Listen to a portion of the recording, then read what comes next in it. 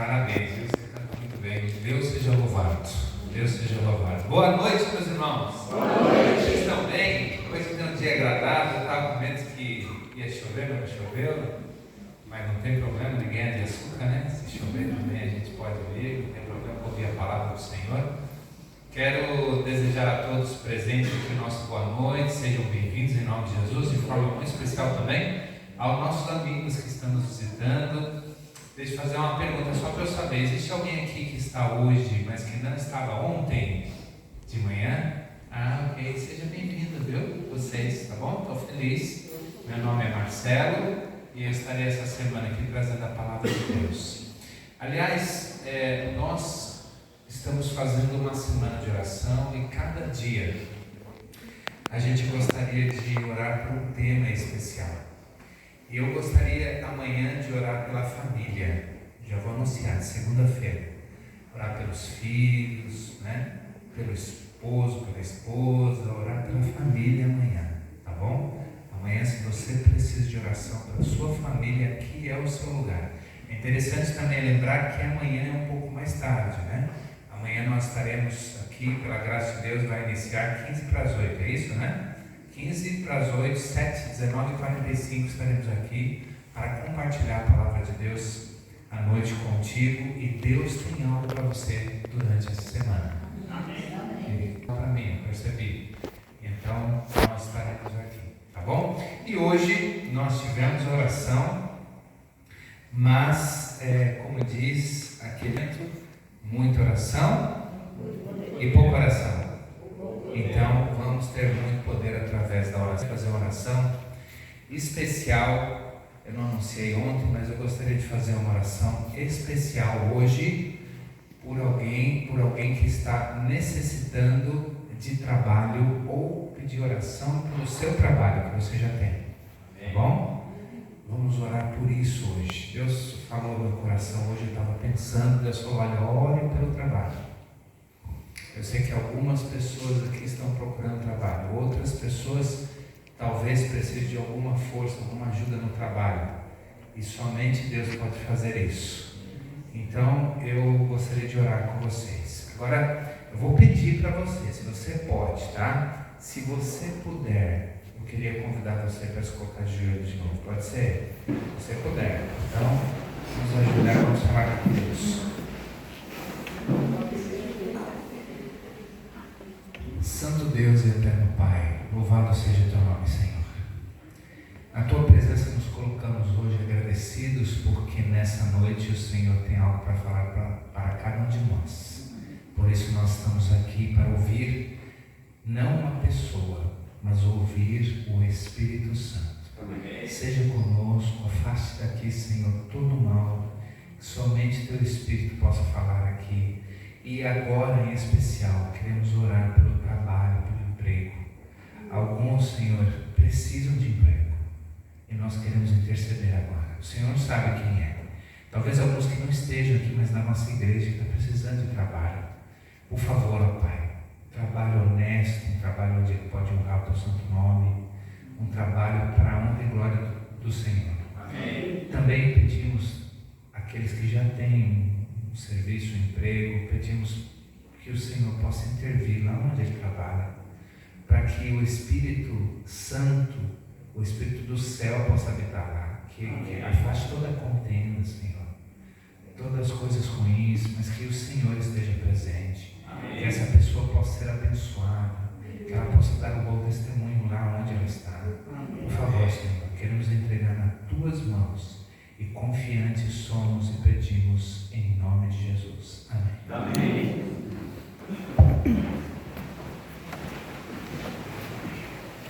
Muito bem. Vou contar uma história para vocês. Não é aquela de ontem ainda, tá? É outra.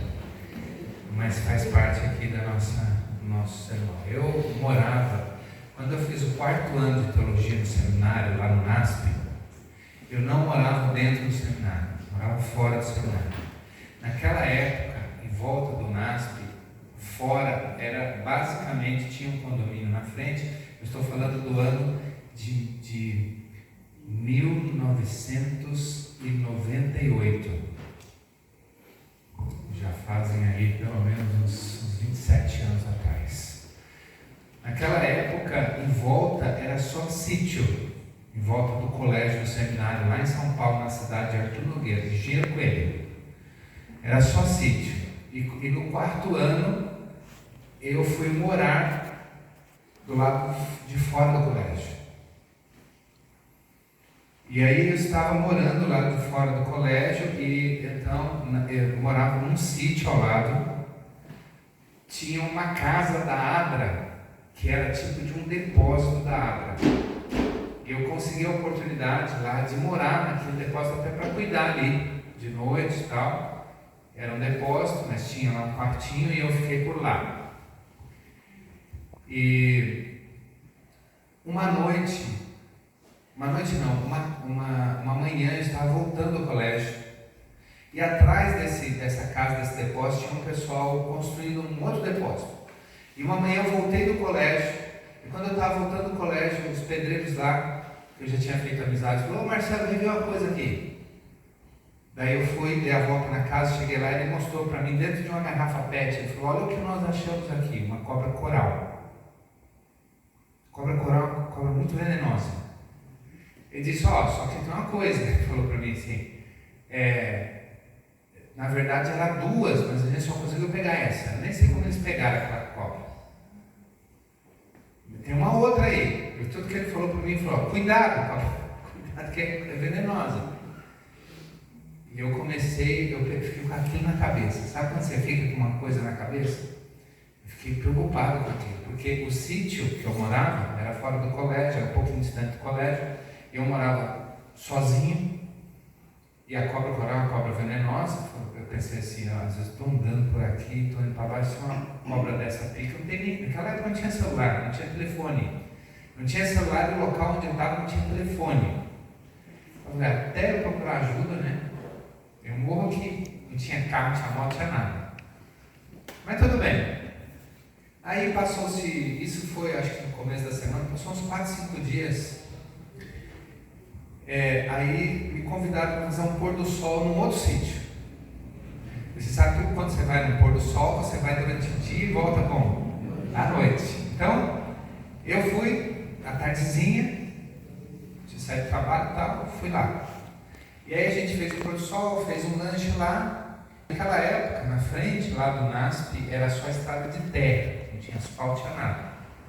E eu voltei lá, estava lá num outro local, bem mais para frente, no final da estrada, talvez, acho que uns 2 quilômetros, talvez, ou um pouquinho mais, uns 3 quilômetros, e eu vim caminhando. E não tinha iluminação também na estrada de terra, né? Muitas vezes, quem é que já morou em sítio aqui? Tem um grupo. Então, às vezes você anda no sítio, na estrada de sítio, não tem iluminação, e à noite, se você estiver a pé, você conta somente com a iluminação do quê? Da lua, quando tem lua. Quando tem lua. Naquela noite tinha uma lua, graças a Deus tinha uma lua forte que estava cheia assim, estava iluminando bem, e eu estava vindo. E eu estava caminhando, eu me lembro certinho, caminhando e orando a Deus. Senhor, ajuda a não pisar na cobra. Senhor, ajuda a não pisar na cobra. Eu vim pensando naquilo. Pensando naquilo. E aí o sítio tinha uma porteira assim, quando eu estava chegando perto de uma porteira, tinha uma portinhola assim, e eu estava vindo assim, e quando eu peguei, acabou o mato assim, eu entrei para a portinhola, né? Quando eu abri a porteira, quando eu peguei ali, tipo uns 2 metros antes da portinhola, quem é que estava ali? Parecia que ela estava me esperando ali. E graças a Deus, porque assim a cobra bateu a luz da lua, né? E aí eu vi a escama dela brilhando no chão, mexendo, brilhando. E eu dei um pulo para trás e falei assim: meu Deus do céu, não é que ela apareceu aqui? E aí então eu fiquei pensando assim: bom, agora eu tenho que matar ela. Ou ela ou eu, né? Então eu tenho que matar ela. Eu comecei a procurar um pedaço de pau ali para eu bater nela. E não era uma cobra grande, não era tão grande, era mais ou menos desse tamanho, mas depois eu fiquei sabendo, que daí eu fui ver, que as pequenas também às vezes são mais venenosas. E aí eu peguei um pedaço Ele estava atrás de um pedaço de pau, não encontrava. De repente veio um vizinho que morava bem lá para frente, um senhor, veio de carroça, né? Um cavalo. E daí ele viu eu na frente ali, tentando olhar, e ele perguntou assim: o que você está fazendo? Quando ele veio e falou: o que você está fazendo aí? Aí eu fui explicar para ele, só que ele é bem de idade, né? Ele e a mulher dele. Ele falou: seu João, tem uma cobra aqui que estou tentando matar. Aí ele parou o carroça e falou: eu vou ajudar. Só que ele era bem idoso, né? Daí ele começou a descer bem devagarinho da carroça. Eu falei: seu João, o senhor tem um pau aí? Ele falou: não, eu tenho um chicote. Eu pensei assim: ele não está acertando nem o cavalo com o chicote. Acertar a cobra pequena. E a mulher dele falou: seu João, você não enxerga nada, o que você está aí? Sobe, vamos embora, João. E aí o seu João decidiu ir embora, ficou ela e eu novamente. E ela foi indo na minha direção, e eu andando para trás, e ela andando. E aquela cobra, uma das maiores frustrações da minha vida, aquela cobra escapou. Foi embora, entrou no mato. Mas essa história eu estou contando para você, porque a Bíblia fala de uma serpente também. Só que essa serpente, ela não escapou. Por favor, pegue sua Bíblia e abra em Gênesis. Gênesis capítulo 3. Terceiro capítulo do livro de Gênesis. E eu vou ler aqui um verso conhecido. Gênesis capítulo 3, verso 15. Irmãos, antes de eu ler, eu lembrei de uma coisa agora. Ontem eu fiz uma promessa para vocês. Irmão, você consegue colocar ali a foto que eu mandei para ti? Consegue? Não? Chegou a ver? Isso. Veja, aquela é minha família, tá? Sou eu ali, a minha esposa, a minha filha Sara e meu filho Estevam. Não te perguntaram. Várias pessoas perguntaram se eu tinha filhos. Aí eu falei: eu vou trazer uma foto. Tá ali minha esposa, minha mãe de alemão, né? Então minha esposa é locutora da Rádio Novo Tempo, lá em Maringá, e minha filha faz psicologia, e meu filho ainda tem 13 anos, né? Então aqui minha família. E põe tem um embaixo ali com o meu telefone, não tem? Que eu mandei também, dá uma olhada nisso. Vê se consegue entrar ali. Ali no telefone, se alguém quiser bater foto, qualquer coisa. Essa semana eu estou aqui, estarei aí para ajudar, fazer uma visita. Alguns já marcaram comigo, mas se tiver alguém que queira ir visitar, alguém interessado, você anota meu telefone ali, tá? Pastor Marcelo Moura, você entra em contato, manda uma mensagem, eu posso ir lá na casa com você. Tá bom. Irmão, bacana, mas obrigado, viu? Então, Gênesis capítulo 3, 15, olha só o que diz aqui, olha só. Gênesis capítulo 3, verso 15, diz assim: porém inimizade entre ti e a mulher, entre a tua descendência e o seu descendente. Este te ferirá a cabeça e tu lhe ferirás o calcanhar. Esta frase, irmãos, ela tem um significado muito importante. Sabe por quê? Porque essa frase é como se fosse uma declaração de guerra. Mas não é uma declaração de guerra que iniciou aqui nesse planeta, você sabe disso. Na verdade, a guerra iniciou com a entrada do pecado aonde? No céu. No céu. Lá no céu, o pecado nasceu de uma forma inexplicável. Talvez na eternidade a gente vai saber. Nasceu no coração de um anjo que se voltou contra o seu Criador. Lá no céu, ele arrastou quantos dos anjos com ele? A terça parte. Uma terça parte. Mas não contente com isso, ele desceu a essa terra. Ele desceu a essa terra. Houve peleja no céu, diz lá Apocalipse. Mas ele desceu a essa terra para enganar você e eu. Só que lá no começo da humanidade, Cristo Jesus chamou Adão e Eva e disse: olha que coisa interessante. Cristo Jesus chamou Adão e Eva e disse assim: nós estamos em guerra. Nós estamos em guerra contra o inimigo. E esse inimigo foi representado no Éden através do quê? de uma serpente. Vocês conhecem a história. Ele enganou Eva através de uma serpente. E desta forma, então, como diz a Bíblia, dessa forma, a rebelião do céu foi então trazida para a terra. E essa rebelião então veio para a terra. E quando o pecado entrou na terra, Cristo fez questão de deixar claro, dizendo que sempre teria inimizade. Essa inimizade, ela infelizmente habita dentro do nosso coração. Sabe por quê?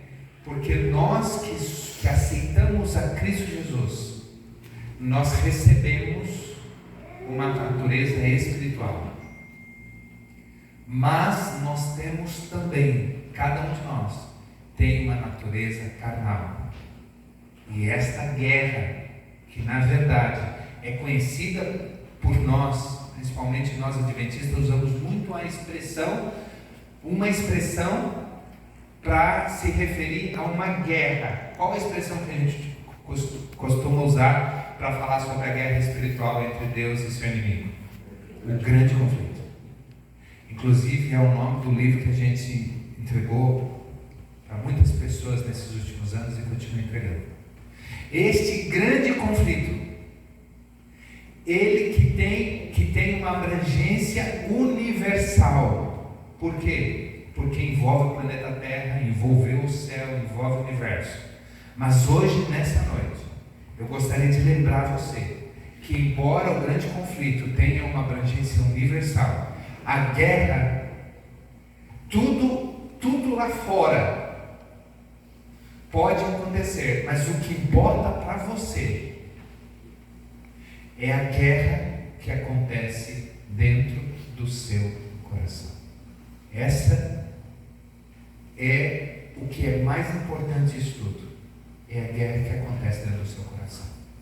Qual é a vitória mais importante? É a vitória que vai acontecer dentro da sua vida. Essa é a vitória. Porque a guerra foi transferida para a terra. E quando o pecado entrou no mundo, ele contaminou a geração a qual Adão e Eva deram início. Então essa guerra é a que nos faz todos os dias entrarmos em conflito. Sabe com quem? A gente é fácil colocar a questão e falar: nós entramos em conflito com o diabo, nós entramos em conflito com Satanás. É verdade. Mas Satanás, o diabo, ele não tem poder de nos obrigar a fazer nada. Porque o maior inimigo que nós convivemos diariamente, quem é? Nós mesmos. É a luta entre a vontade espiritual de Deus contra a minha vontade, a tua vontade, a vontade pessoal. Lembra que ontem nós começamos essa semana falando a respeito das decisões e propósitos. Durante essa semana a gente vai falar sobre questões relacionadas com isso. Mas lembre-se que a minha decisão, a sua decisão, ela depende exclusivamente de você. A sua decisão e a minha de mim. E isso determina a guerra que existe dentro de cada um. O que acontece é que uma vez que a gente aceita Jesus Cristo, nós nos alistamos em seu exército. É o que a Bíblia diz. Nós somos cidadãos do reino de Deus. Só que a natureza espiritual, ela luta dentro do nosso coração contra a natureza carnal. E por isso a guerra. Essa é a mais importante. Sabe que as pessoas hoje, e nós como adventistas, muitas vezes a gente fica preocupado pensando, não todos, mas alguns vão à internet e ficam falando, não existe problema nenhum em a gente estudar profecia. Mas algumas pessoas, através de especulações proféticas, estão muito preocupados, mais preocupados do que acontece fora do que dentro do coração e da igreja. Nós temos que saber o campo que a gente está lutando. E o campo de guerra é o nosso coração. Porque eu e você acredito eu acho que eu não estou enganado, a gente não pode mudar a realidade de todo um país. A gente não pode mudar uma profecia, por exemplo, dos países dos Estados Unidos ou sei lá qual. A gente não pode fazer isso. Mas nós podemos mudar a realidade do nosso coração. Isso se chama-se responsabilidade espiritual. E numa semana, quando a gente se volta para Deus, a gente tem que assumir a nossa parte, a nossa responsabilidade. E essa semana é uma oportunidade para isso. Então, houve uma guerra, porém, inimizade entre ti e a serpente. Desde lá, o ser humano luta, e essa inimizade contra a serpente, ou seja, contra o diabo, que então ferirá a cabeça, nós, através de Jesus. Jesus pisou a cabeça da cobra. Só que Satanás tornou a vida do ser humano dolorosa. E isso aconteceu. E então, nessa luta pessoal, nós, ao aceitarmos a Jesus, nós mudamos de status. E eu gostaria que você pegasse a sua Bíblia, por gentileza, e abrisse a sua Bíblia. Eu quero ver 2 textos com vocês só, que ilustram para a gente construir um pouco mais esse pensamento. O primeiro é 2 Coríntios capítulo 6, verso 14. 2 Coríntios capítulo 6, verso 14. E Colossenses capítulo 1, verso 13. Eu vou até pedir para alguém ler. 2 Coríntios capítulo 6. É lá no Novo Testamento. Veja, gente, agora o apóstolo Paulo, ele ilustrando esse acontecimento através dessas palavras. Segunda Epístola aos Coríntios, capítulo 6, verso 14. Veja se ele não está sendo claro o suficiente. Eu vou ler aqui, você acompanha aí, tá? 2 Coríntios, capítulo 6 e o verso 14. Veja o que ele escreve aqui, inspirado pelo Espírito Santo. Não vos ponhais em julgo desigual com os incrédulos. Porque sociedade, que é sociedade, pode haver entre a justiça e a iniquidade. Olha só, agora esse pedaço aqui que tem a ver. Ou que comunhão da luz e das trevas. Esse verso tem pelo menos 2 aplicações. A primeira aplicação, que nós sabemos bem e que vivemos nessa luta aí, muitas vezes a comunhão que os filhos de Deus querem fazer com os filhos, com aqueles que não conhecem a Deus, muitas vezes querem fazer casamentos, sociedades, e a Bíblia é clara, cuidado com isso. Cuidado, isso não é de Deus, cuidado com isso. E eu costumo falar, eu não conheço, gente, eu estou falando aqui. É bom às vezes quando vem um pastor de fora, porque ele pode falar de algumas coisas que deve, porque eu não conheço ninguém. Eu não estou falando direcionado para ninguém. Eu não conheço ninguém. Conheço muito pouco. Mas cuidado com casamentos com pessoas fora da igreja. Alguns dizem, não, mas eu vou namorar para trazer para a igreja. O famoso namoro missionário. Isso não funciona, gente. Não funciona. Você quer saber disso? Você quer ver isso na prática? Pergunta para uma esposa que tem marido fora da igreja. Pergunta para ela. Não sei se tem alguém aqui, deve ter. Pergunta para um marido que tem a esposa fora da igreja. Você vai ver o que é uma união de julgo desigual. Deus não quer isso para você. Pergunta para uma esposa que tem um marido fora da igreja a luta que ela passa com os filhos. Ou se teve alguém que já viveu essa luta aqui. É isso.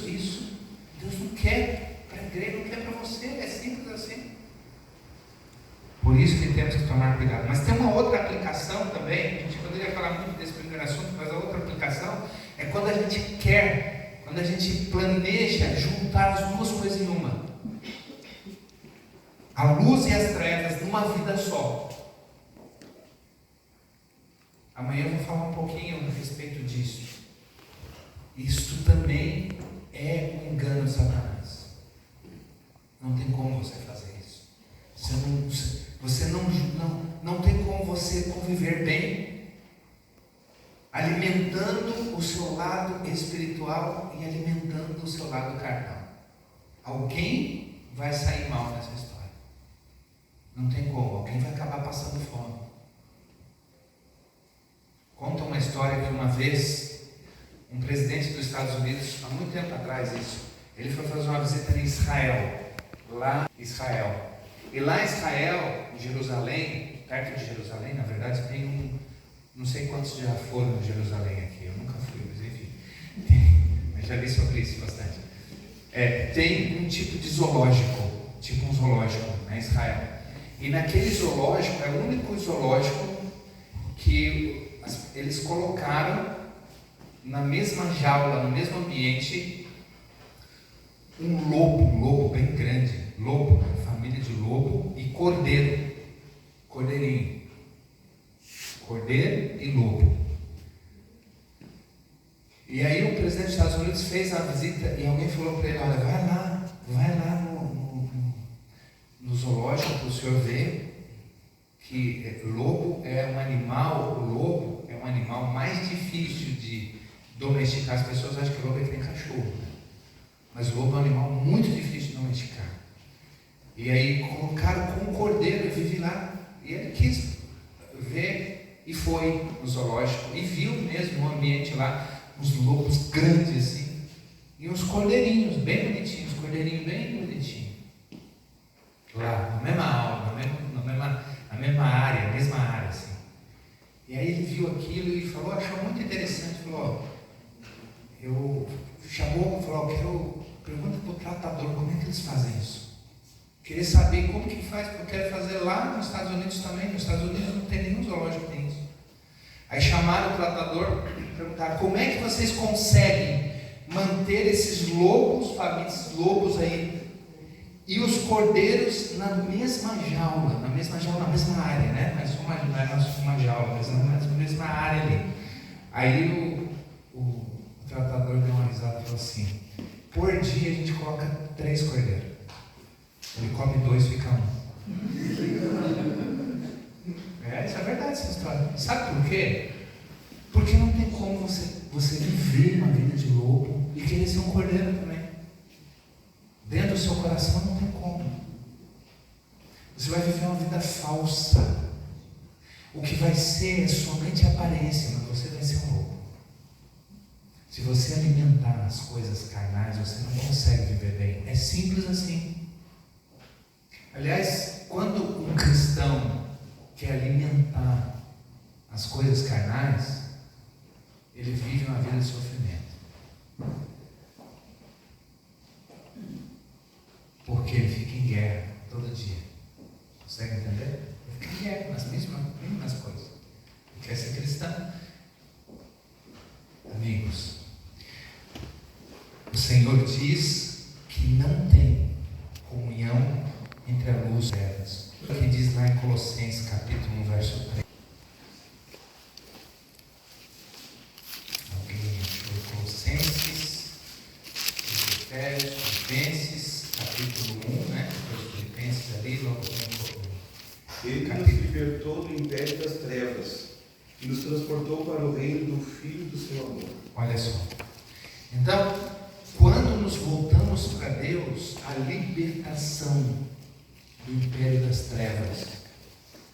E às vezes a gente lê isso aí e fica imaginando como se fosse, sei lá, algum filme aí de ficção, como se Deus simplesmente estivesse tirando a gente de um lugar lá escuro e tal, levando. Sabe, essa definição de libertação e guerra, sabe do que ele está falando? Está falando da mente, da luta interior. Você sabe que no pensamento hebraico, oriental hebraico, quando você encontrar a palavra coração na Bíblia, você pode trocar por mente, tá? Porque na tradição hebraica, a razão de tudo é o coração, que é a mente. Então, quando você olha aquilo, você pode pensar. Quando você lê coração, é mente. Quando Deus fala assim, promete lá em Ezequiel, dar-te-ei o quê? Coração novo. Tirarei de vós o coração de pedra e lhe darei um coração. Não está falando do coração, está falando da mente. É porque o povo hebreu pensava que a razão Pensava que a gente pensava pelo coração.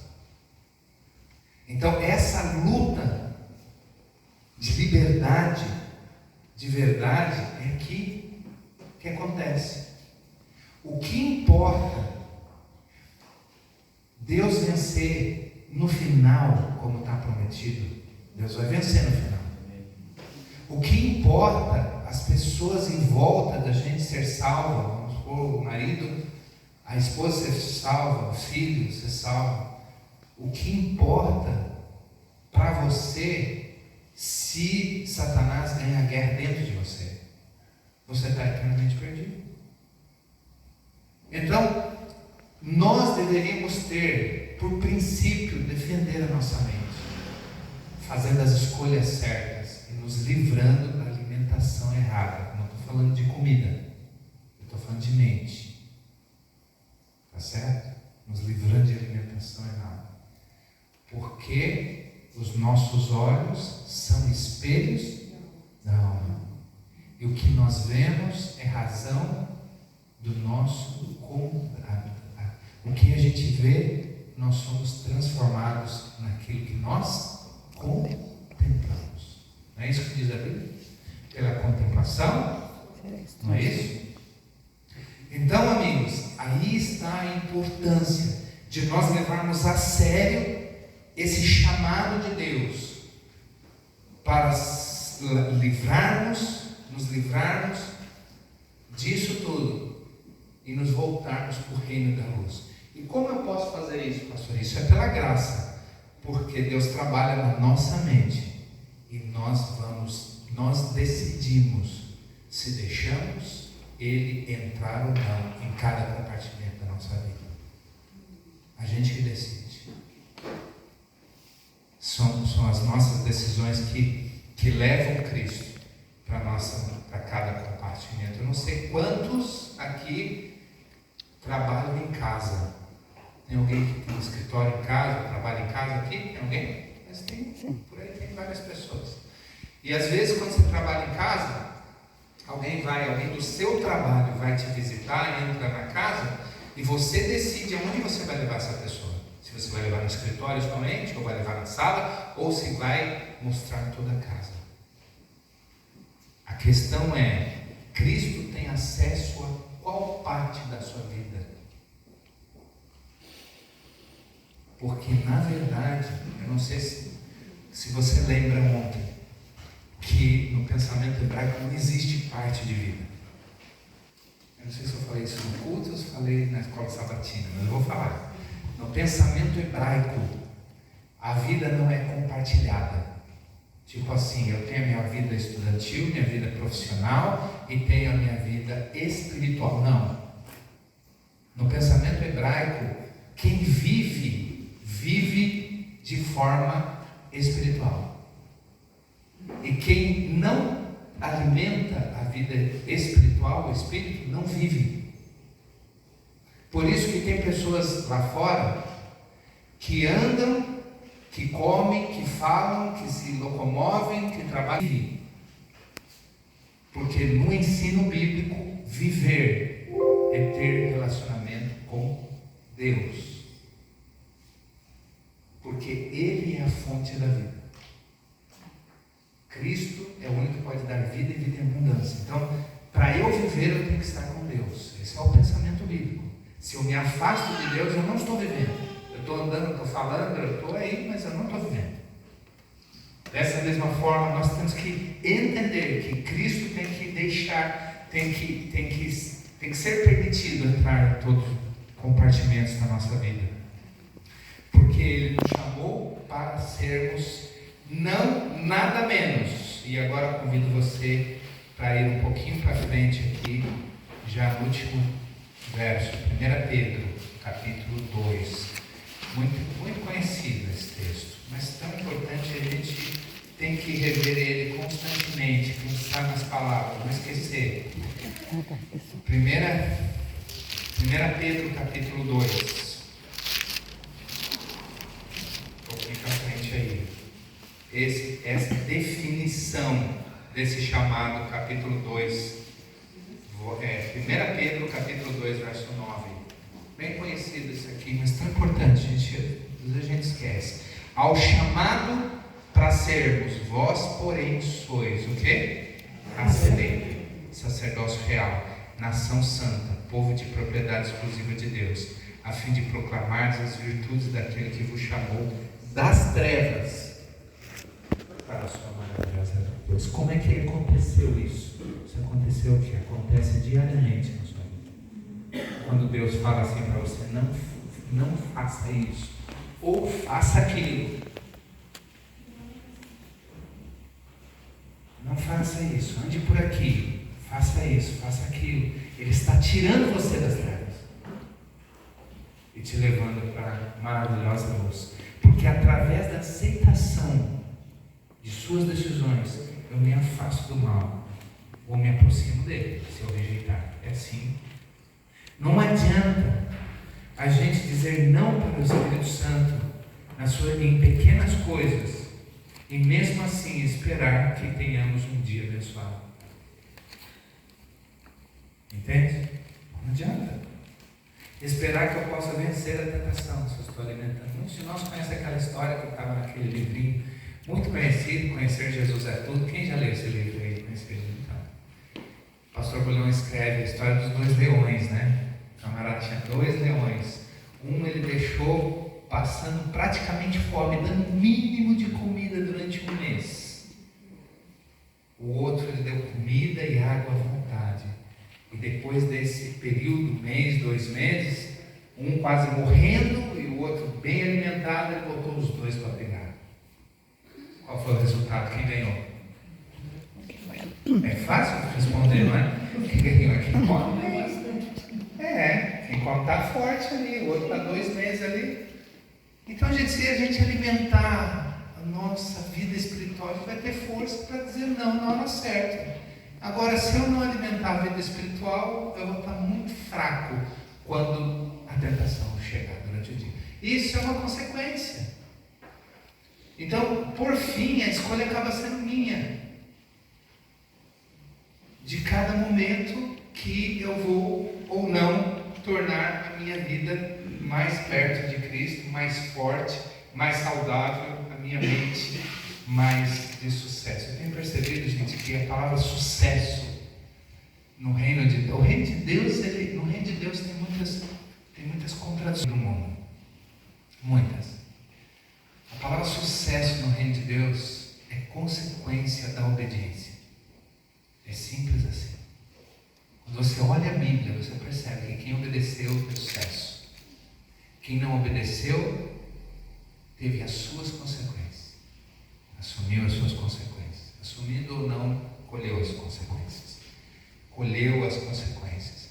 Mas o mais incrível é que Deus está disposto. Ele tem um propósito. Agora, voltando ao tema de ontem, Deus tem um propósito para cada um. E esse propósito, ele foi determinado. Olha só, e eu acredito que foi determinado muito antes de você nascer.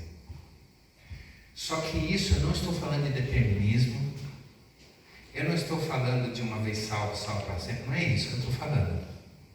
Porque embora Deus tenha planos, embora Deus tenha sonhos, Ele ainda deixa a gente decidir se a gente vai ou não aceitar o sonho dele. Ele ainda deixa a gente decidir. Mas Ele tem um propósito para cada um de nós. E quando obedecemos, quando escolhemos, a consequência é o sucesso. Quando escolhemos. Eu vou continuar contando aqui, irmãos, um pouquinho da história de ontem.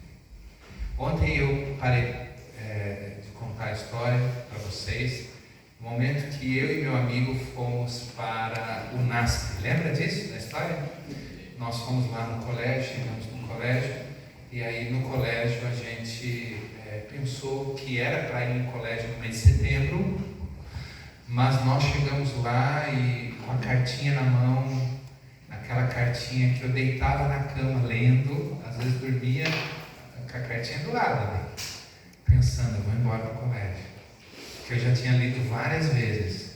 E quando eu e meu amigo fomos na frente do diretor do colégio, e a gente fomos lá intimar ele, olha, nós recebemos uma cartinha aqui para vir, para estarmos aqui, nós estamos todos felizes pensando que a gente tinha feito a nossa parte. Né?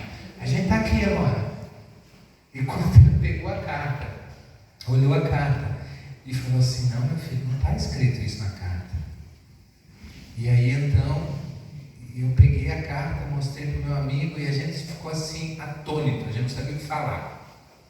Porque, como eu disse para vocês, a palavra setembro nem estava na carta. Não sei de onde tirando da cabeça nem setembro, mas enfim, estava lá.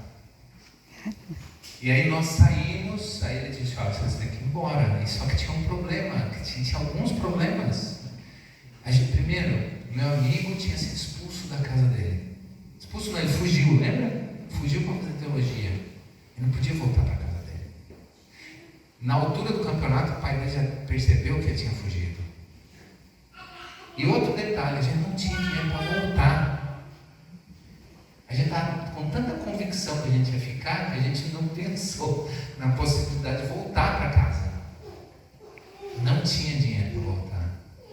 Só que tinha que voltar. Só que quando nós descemos ali a administração, que era uma casa um pouquinho mais alta, tinha uns 3 degrauzinhos e tal, a gente estava descendo assim, os degraus, olhando para... E aí passou um camarada, esse camarada era da minha cidade, lá de São José dos Campos, de onde eu sou. E ele me reconheceu, falou, ô Marcelo, o que você está fazendo aqui? Porque ele já tinha me visto na igreja algumas vezes, né? Aí eu falei, eu vim fazer teologia, só que eu estou indo embora. E aí ele disse assim, mas você já comportou? Eu falei, comportou? Não sei o que é isso, não comportei ainda. Ele falou, mas para fazer teologia tem que comportar. Eu falei, então eu vou comportar. Aí o Rodrigo também falou, não, pode botar o nosso nome aí, vamos comportar, onde é que é? Ele falou, não, mas tem que esperar a campanha de comportagem. Esperar a campanha. Então, que naquela época só tinha em dezembro e janeiro. E meio do ano tinha, mas hoje tem campanhas durante o ano, né? Chamamos Sonhando Alto. Naquela época não tinha. Para aqueles que não sabem, a comportagem é um trabalho que se faz para vender livro, né? Vender material religioso para o aluno conseguir um fundo para poder estudar. Então o aluno vai em vários lugares do Brasil, acho que aqui já teve muita campanha de comportamento. Mas enfim, falei então, aí ele disse, não, agora é só em dezembro.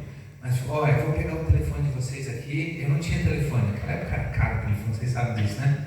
Eu tinha uma vizinha que tinha um telefone. Eu dei o telefone da vizinha, pode me ligar que eu vou. E o Rodrigo, nós vamos para a comportagem. E aí a gente teve que voltar para a nossa cidade. Pegamos mais 7 caronas para chegar lá, porque não tinha mais dinheiro. Pegamos, aí nós tivemos que fazer um esquema também, porque ele não podia voltar para a casa dele. Eu abriguei ele um tempo na minha casa, depois ele foi morar com a tia, esperando dezembro, era setembro. E nós fomos, então, em dezembro, estava esperando, expectante lá, recebemos um telefonema, minha vizinha, e aí ele falou assim, olha, vocês vão para determinado lugar na pista que nós vamos passar com a Kombi lá, numa rodovia chamada Dutra, né? E aí a gente foi lá para a Dutra e ele passou com a Kombi e a gente pegou e fomos para uma cidade do estado de São Paulo, chamada São Sebastião, não sei se alguém já ouviu, litoral de São Paulo. E lá eu comecei a minha trajetória de trabalho para poder um dia chegar no colégio. Vou contar só uma das coisas que aconteceu. Quando eu cheguei lá, na cidade, eu não sabia. Nós chegamos à noite, e ficamos num alojamento, e dormimos, no outro dia ele falou, a gente vai dividir o campo no outro dia. Eu e o Rodrigo escutava tudo, mas a gente não entendia nada. No outro dia, o líder falou assim, olha, você vai para tal lugar, você vai para tal lugar, tinha um mapinha, escreveu, entregou para a gente, entregou o prospecto lá, né, prospecto que é o livro de amostra e tal, e fizemos uma oração, e quando acabou aquilo ali, eu chamei o líder, ele chamava Dario, o líder. Eu falei, Dario, eu já sei para onde eu vou, está tudo certo. Você não sabe, irmão? Eu falei, está aqui, eu sei. Ele me deu um bairro chamado Topolândia. Você imagina quanto tinha que subir para chegar no Topolândia. Aí eu peguei o mapa, eu chamei ele, o Rodrigo também, chamamos ele num canto, que era uma equipe assim, de uns 25, e eu estava com vergonha, né? Eu perguntei assim, Dario, só me explica uma coisa, só uma coisa eu quero saber. O que é comportagem? Eu não sei, mas eu vou comportar, eu já estou aqui, você está vendo? Eu estou aqui, mas eu só quero saber o que é comportar. Aí eu lembro direitinho que eu fiquei doido com ele, ele deu uma risada, falou, irmão, comportagem é bênção de Deus, não falou nada. Aí eu falei, fica tranquilo. Aí ele me deu um curso de 10 minutos para mim, 10 minutos. Falou, ó, você tem aqui, você vai entrar na casa, tá? E nós fomos. Isso, ele até falou assim para mim, olha, era tipo uma segunda-feira, ele falou, ó, quarta-feira eu vou com vocês. Então, eu vou com vocês lá, daí eu te ensino mais lá no campo, né? Ele era líder, ele ia cada dia com um, tá bom. Aí nós chegamos na quarta-feira, ele foi no meu bairro ali, né? Cada comportador tinha um pedaço, ele foi lá no meu bairro. Aí chegou comigo lá no meu bairro e ele falou, ó, irmão, vou te ensinar a comportar agora. Aí ele pegou o prospecto, ele é um cara bem simples assim, mas vendia, que era uma coisa, nunca consegui entender. E ele ia lá na loja não, ele ia nas casas, batia palma, contava as histórias furadas dele, e a pessoa comprava. Aí ele fez isso uma vez, coisa de Deus, eu não consegui entender como aquele homem vendia, só Deus. Ele fez uma vez, fez isso uma vez, eu falei assim, Dario, pensando comigo, né? Ele está pegando as melhores casas. Dario, pode deixar que eu já aprendi. Ele falou, não, espera um pouquinho, eu estou te ensinando. Aí ele foi numa outra, dava oferta, vendia o material. Aí eu comecei a ficar bravo, falei, Dario, eu já estou aprendendo, você está pegando as casas boas, né? Deixa as casas. Não, irmão, pode deixar, eu estou fazendo. E foi em 5 casas vendendo 4. Quando chegou no final da manhã, eu dei o talãozinho para ele. Falei, aqui, Dario, está aqui para você receber, entregar os livros e receber. Aí que ele me explicou, falou, não, irmão, você não entende, eu sou líder, eu estou vendendo para você. Aí eu falei, Dario, então eu não aprendi nada, vamos voltar à tarde para a gente recomeçar isso aqui. Então, gente, eu estou falando, apenas um garoto de 19 anos de idade, não sabia nada de nada. Fui trabalhar e Deus trabalhou comigo. Deus me levou para o colégio, eu consegui, com muita luta, porque minha família não tinha condição, pagar o colégio com comportagem, trabalhei no colégio também.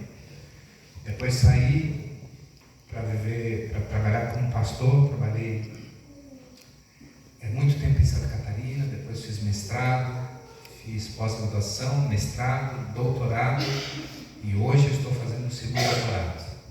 Graças a Deus. Só Deus pode fazer isso por nós. Somente Deus pode transformar a nossa vida. E diga-se de propósito, antes que eu esqueça, o Rodrigo também conseguiu terminar a faculdade. Hoje ele é pastor em São Paulo. Amém. Milagre de Deus. Mas eu me lembro, amigos, quando eu saí da minha cidade, quando eu deixei as coisas para trás, eu tive que tomar decisões complicadas na minha vida. Não somente eu e meu amigo também. Mas quando Deus nos chama, Ele tem um propósito para nós. Eu não conheço a sua vida. Estou aqui, que nem um raio, né? Passo aqui, não conheço. Mas eu sei que Deus idealizou algo para você. E o plano de Deus sempre é melhor do que os nossos planos. Não há problema a gente fazer plano, mas aceitar o plano dele é melhor do que os nossos planos. Nessa guerra entre o bem e o mal, o Senhor quer ser o nosso general. Ele quer nos acalmar. É Ele que diz, vinde a mim, todos que estão cansados e sobrecarregados. É Ele que diz, é Ele que colocou no coração dos profetas a seguinte frase: em Cristo somos mais que vencedores. E dessa forma Ele nos chama para viver uma vida vitoriosa. Vitoriosa. E para terminar, eu queria dizer um pensamento. Esses dias eu estava assistindo uma pessoa na TV falando a respeito da vida eterna. E ele falava com propriedade a respeito da vida eterna. E a vida eterna, ela realmente é uma bênção, uma recompensa. Mas eu quero dizer uma coisa para vocês. O Evangelho, a a vida cristã não é como se fosse um cheque pré-datado. Vocês lembram, quem tem um pouquinho mais de experiência, lembra do cheque pré-datado, né? Hoje a geração nova aqui, você pergunta para esses garotos aí de 12, 13, 15 anos, eles não sabem nem que é cheque.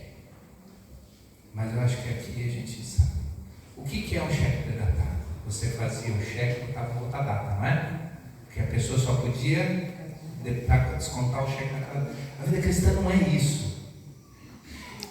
A recompensa existe, mas Deus nos chama para sermos vitoriosos quando? Hoje. Hoje. Ele quer vencer hoje, cada dia em nossa vida, cada manhã Ele quer vencer em nossa mente. Ele quer nos dar vitória hoje. E a consequência dessas escolhas da vitória realmente será a vida eterna. Eu vou chamar a moça, a Isa está aqui. Cadê a moça cantor? Vem cá. Filho, você vai ter uma mensagem musical agora, vai? Então ela vai cantar, louvar. Você também vai cantar com ela? Não? Ela vai louvar a Deus. E eu queria fazer um convite para você. Não deixe, gente, toda semana de oração é uma oportunidade para todos nós. Para todos nós. Se você é da igreja ou não, se você está aqui há muito tempo, chegou agora, não interessa. Oportunidade o quê? Oportunidade de decisão na presença de Deus. E eu gostaria de pedir para você, enquanto ela estiver cantando, para você orar a Deus em particular. Fale com Ele. Diga a Ele que você, se for esse o teu desejo, que você quer tomar a decisão de entregar a sua vida na mão dele, as suas decisões na mão dele, que você quer ser uma pessoa vitoriosa, que você não quer parte com o mal, que você quer abandonar o pecado. E eu falo, como eu já disse no começo, eu falo para você sem conhecer, mas eu sei que todos nós temos uma guerra contra o pecado. Não sei, de repente, se há alguma coisa na sua vida que você anda postergando a decisão, entrega isso, irmão. Irmã, larga isso aí. Isso não está te fazendo bem, você sabe disso, irmão. Você sabe, irmão. Está te destruindo. Então vamos aproveitar a oportunidade, porque Deus quer dar a vitória para nós. Nós teremos, enquanto ela está louvando, a gente pode ter essa oportunidade de falar com Deus.